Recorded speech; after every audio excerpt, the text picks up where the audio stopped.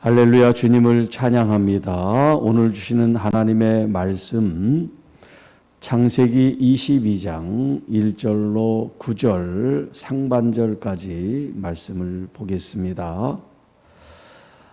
순종에는 희생이 따른다. 순종에는 희생이 따른다 라는 제목으로 오늘 하나님의 말씀을 함께 나눕니다.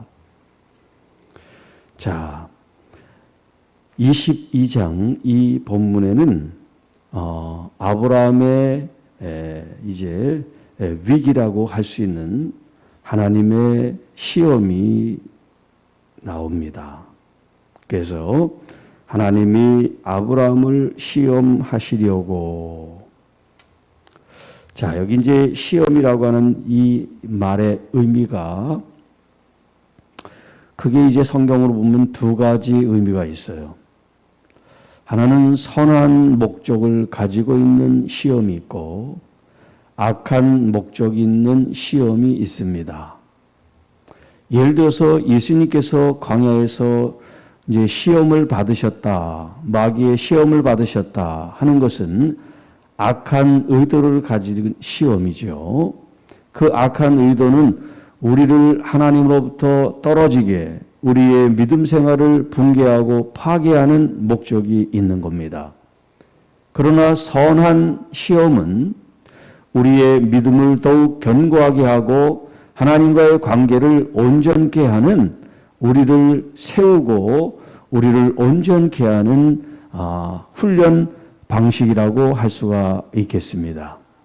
자, 오늘 여기 아브라함이 처한 하나님이 주신 이 시험은 하나님께서 아브라함을 하나님과 더욱 돈독한 관계로 또 온전한 하나님의 사람으로 이끄시기 위한 수단으로 지금 사용하고 있다는 거예요.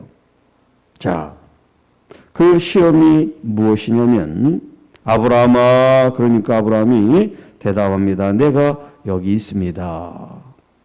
2절 여호와께서 이르시되 내 아들 내 사랑하는 독자 이삭을 데리고 모리아 땅으로 가서 내가 내게 일러준 한 산 거기서 그를 번제로 드리라. 자, 1절에서는 하나님이 아브라함을 시험하시려고 이렇게 나오죠. 그런데 2절에는 여호와께서라고 지금 이 하나님에 대한 단어를 바꿨어요. 그냥 1절에 하나님이 아브라함을 시험했다. 그러면 2절에서 하나님께서 뭐 이르시되 이렇게 하면 뭐 흐름상 말끔한데 1절에서는 하나님이 아브라함에게 시험을 주신다고 그러고 지금 2절에는 여호와께서 지금 아브라함에게 이런 지금 말씀을 하고 계시단 말이에요. 자, 이제 구약에서, 물론 신약에서는 여호와라는 말이 나오지도 않습니다만 구약에서의 이 하나님 개념과 이 여호와의 개념을 우리가 좀 알아야 돼요. 자, 하나님 할 때는 이제 Almighty God, 엘 샤다이 같은 하나님의 그런 전능성, 그리고 하나님의 어떤 그 하나님 되심에 대한 말씀을 그 의미로서 그 단어에 함축하고 있다면 여호와라고 하는 이 의미는 그 하나님의 어떤 전능함과 그 역사 그런 것도 다 포함이 되어 있지만 특별히 이것은 인격적인 그런 관계에서 지금 이 단어가 쓰여지고 있다는 거예요. 그래서 모세에게 하나님께서 누구냐라고 이제 하나님의 이름을 물을 때 그 모세에게 가르쳐준 이름이 바로 이 여호와 야훼, 나는 나다, 나는 스스로 있는 자다라는 이제 이름을 계시해 준 거예요. 모세가 개인적인 관계를 통하여 하나님과의 그런 인격적인 또 그런 릴레이션십, 그 신앙적인 관계 속에서 구체적으로 자기에게 임하신 하나님, 그 하나님이 누구냐면 바로 여호와 하나님이라는 거예요.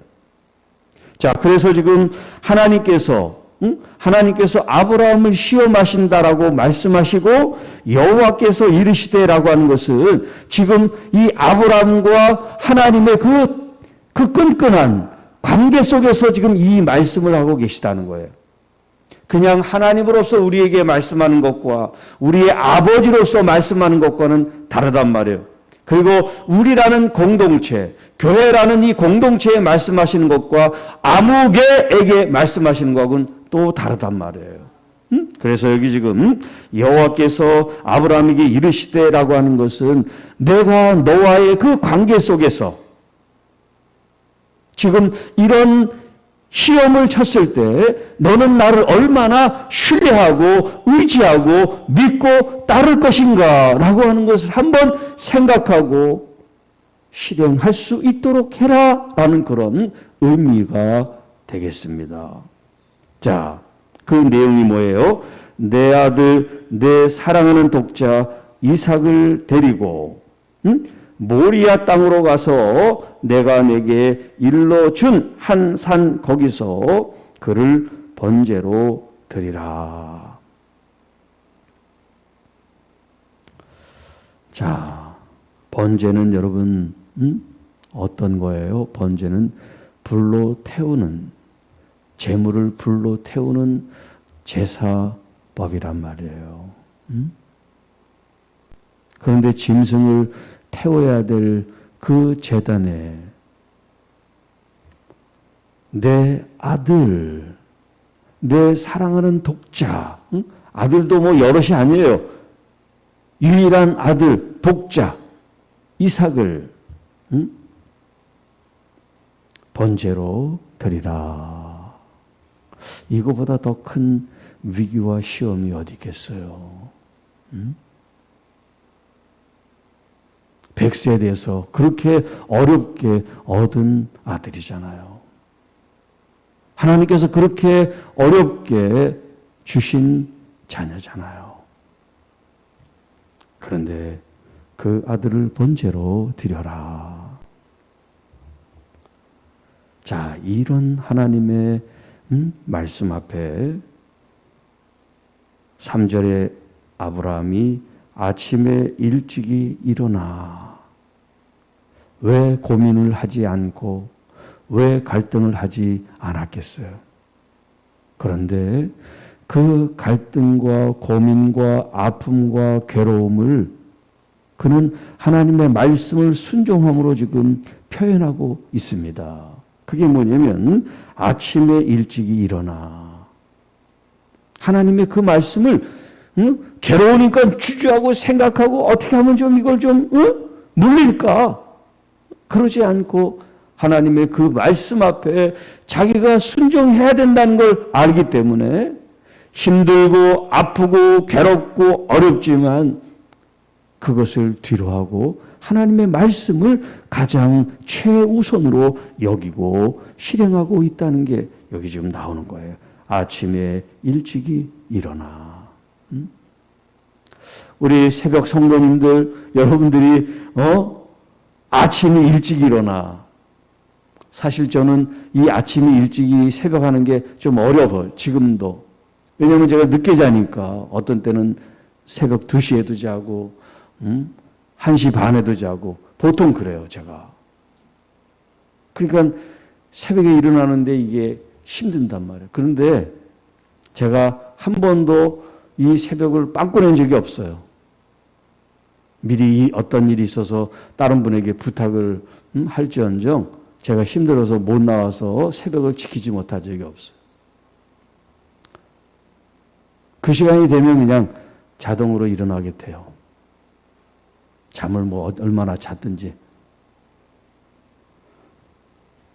왜냐하면 제가 이 자리를 지키는 게 제 사명이기도 하고 또 하나님의 말씀이기도 하기 때문에 아침에 일찍 일어나는데 싫은데 막 해야 되는 그런 생각은 한 적이 없어요. 아침에 일찍 일어나. 여러분도 그렇죠? 왜 피곤하고 힘들지 않으시겠어요? 그런데도 이 새벽에 아침에 일찍 일어나 주님 앞에 나오는 이 시간을 여러분이 순종으로 하나님 앞에 지금 드리고 있다는 거예요. 이 시간 이것을 가장 귀한 가치로 여기시기 때문에 아브라함이 그랬어요. 아침에 일찍 일어나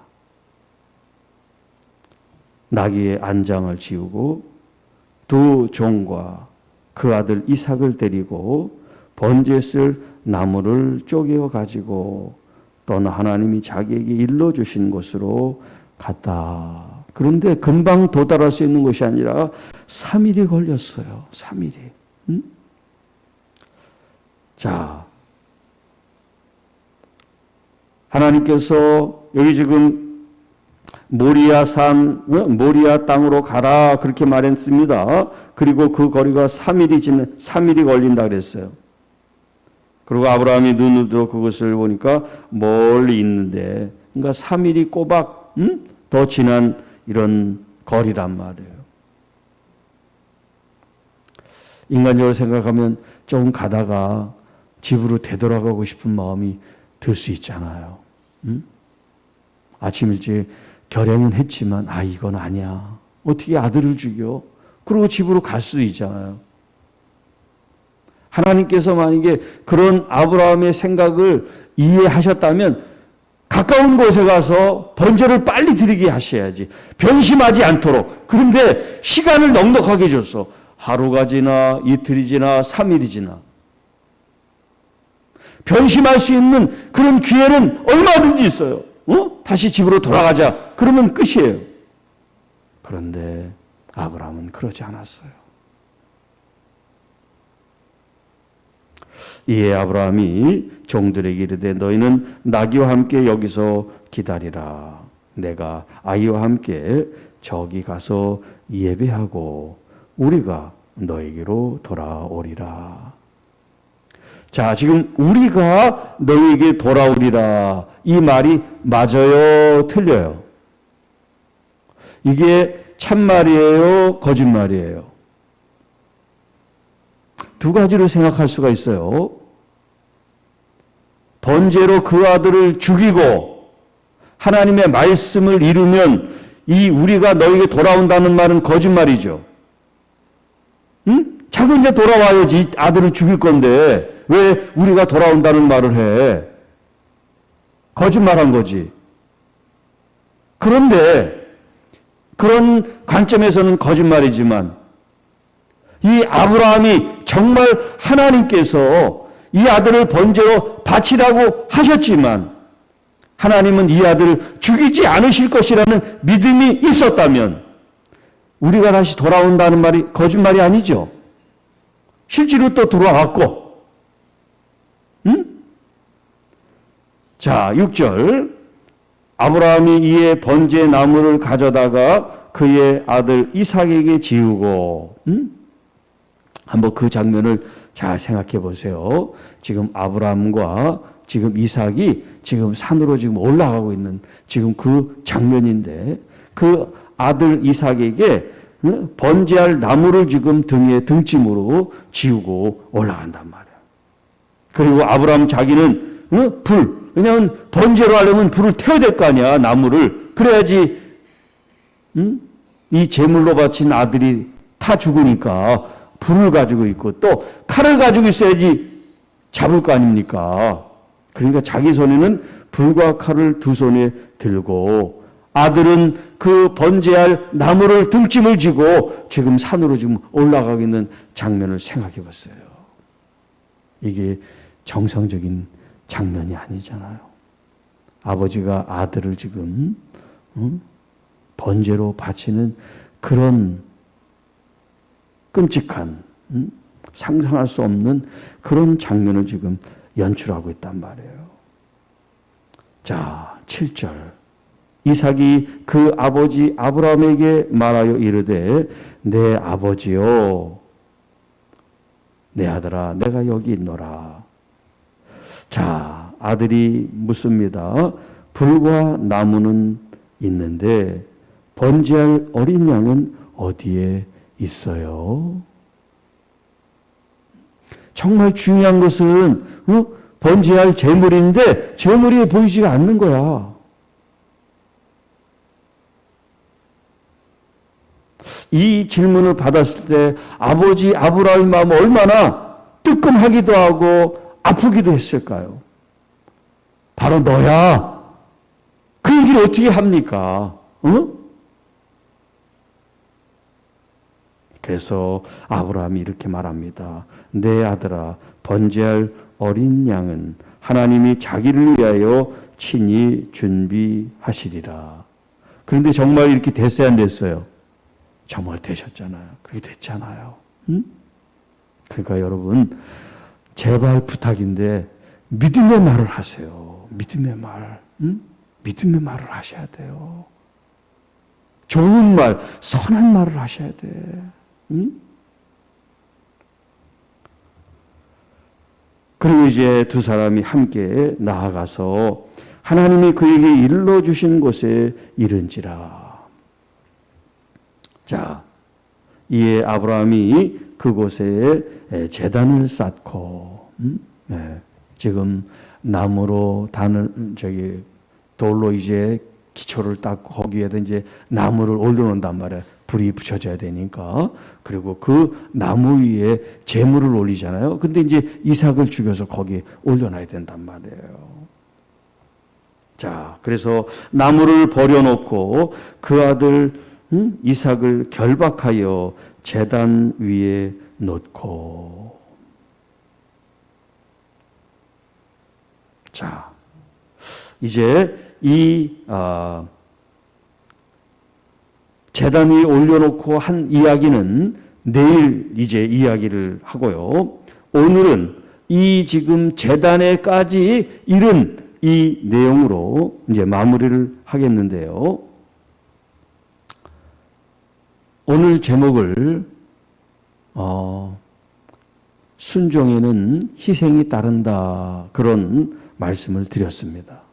순종에는 희생이 따른다. 어떤 순종이든지 여러분 대가 지불이 있어야 돼요. 좀 전에 얘기한 것처럼 우리가 새벽을 지키기 위해서는 피곤함이나 육신의 어떤 그런 편안함을 우리가 희생시켜야 돼요. 내 육신이 편안하고 쉬고 싶고 놀고 싶고 잘 먹고 싶고 그런 걸 다 하면 이 새벽 제단을 지킬 수가 없어요. 그런 희생이 따라요. 물질 하나님 앞에 예물을 드리는 것도 마찬가지예요. 하나님 앞에 예물을 드리는데도 희생이 필요해요.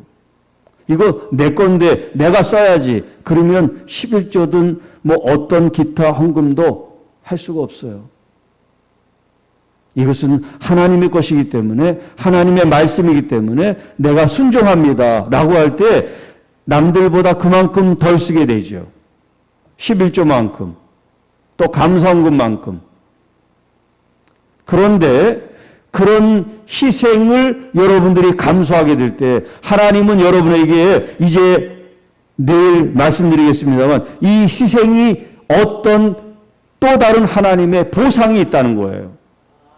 하나님께서 우리에게 우리의 것을 갈취하시는 하나님이 아니라, 우리의 것을 하나님께서 빼앗아버리는 하나님이 아니라 우리의 마음을 통해서 하나님 우리에게 더 큰 사명을 주시고 더 큰 은혜를 주시고 더 큰 능력을 우리에게 부여해 주신다는 거예요.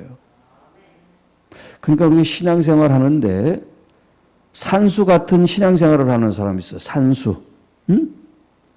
더하기 빼기 같은 산수. 아, 내가 요거를 하나님 앞에 드리면 이만큼 마이너스인데, 손해인데, 이런 산수적인 신앙생활을 하고 있어요. 그러니까 아깝지. 응? 요거 가지고 이렇게 쓰고 저렇게 쓰면 좋은데, 그걸 갖다가 하나님 앞에 바치려니까 이게 힘들어.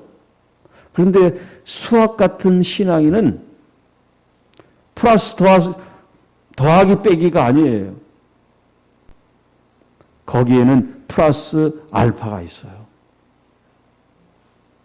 하나님의 보이지 않는 역사가 있어요. 단순히 내가 이만큼 내었으니까 내 소득에서 이게 빠지니까 내 생활이 이렇게 지장이 되는 게 아니라 하나님 앞에 드린 것에 하나님께서 더 큰 역사를 우리 삶 속에 해 주신다는 것. 그것을 우리가 아는 것이 이게 이제 산수가 아닌 수학의 신앙생활을 할 수 있는 거예요.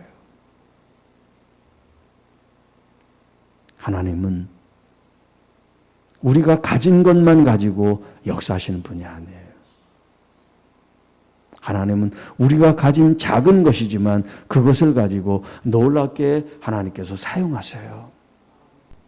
예를 들면 모세가 가지고 있었던 지팡이는 그냥 흔한 나무 막대기예요. 그러나 하나님께서 그와 함께 하시면 그것은 모세의 지팡이지만 하나님의 지팡이고 하나님의 능력이 있는 지팡이가 되는 거예요. 자, 어린아이의 도시락, 오병이어. 그러나 이것이 우리 하나님의 아들, 우리 주님께 드려졌을 때 주님의 손은 이것은 기적을 나타내는 놀라운 도구가 되는 거예요.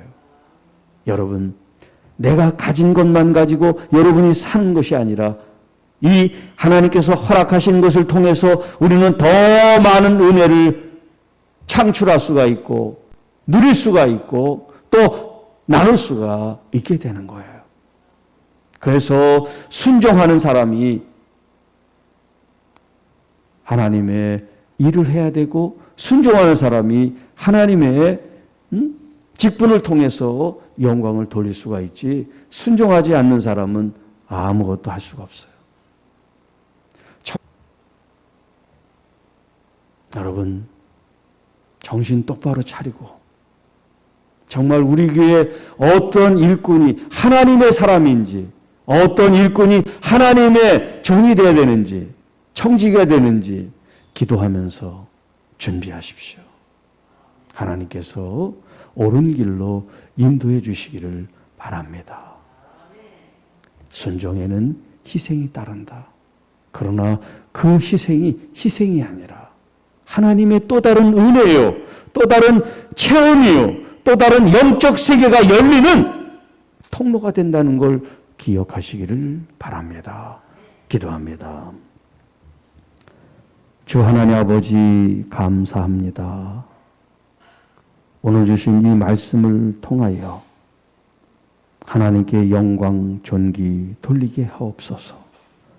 주님, 아브라함이 하나님의 말씀에 결단하며 순종한 것처럼 오늘 우리도 가장 아끼고 사랑하는 것을 하나님 앞에 드림으로써 나의 헌신과 순종이 하나님께 영광을 돌리고 또 하나님께서 베푸실 은혜의 시작점인 것을 저희들이 알게 하옵소서. 이 새벽에 주님 앞에 나온 하나님의 귀한 자녀들을 축복합니다. 하나님, 우리가 순종함으로 이 시간 이 자리에 주님 앞에 나왔습니다. 주님 감사합니다. 주의 말씀으로 승리케 하여 주옵시고 날마다 순종함으로 말미암아 하나님의 교회가 덕을 끼치고 교회가 또 아름다워지고 더 하나님의 풍성한 역사로 이 땅에 하나님께서 주신 사명을 감당하는 교회가 되기를 간절히 원합니다. 이제 하나님 장로 선거를 앞두고 있습니다. 우리 하나님께서 친히 역사하여 주옵소서. 진정으로 하나님 앞에 순종하고 겸손하고 하나님의 나라를 위한 참된 일꾼이 누구인지 기도하며 하나님께서 우리에게 주님 가르쳐 주시고 이끌어 주시기를 간절히 원합니다. 그래서 모든 일들이 합력하여 선을 이루고 그래서 교회가 더욱 든든히 서갈 수 있도록 역사해 주옵소서.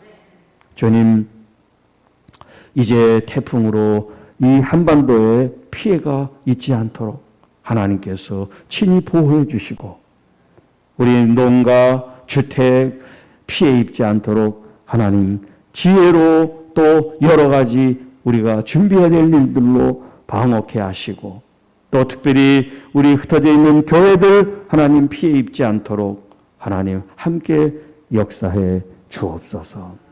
오늘도 감사하며 순종하며 기쁨으로 주님 앞에 나아가는 우리 모두가 되기를 간절히 원하옵고 우리를 구원해 주신 우리 구주 예수님의 이름으로 간절히 축복하며 기도하옵나이다. 아멘.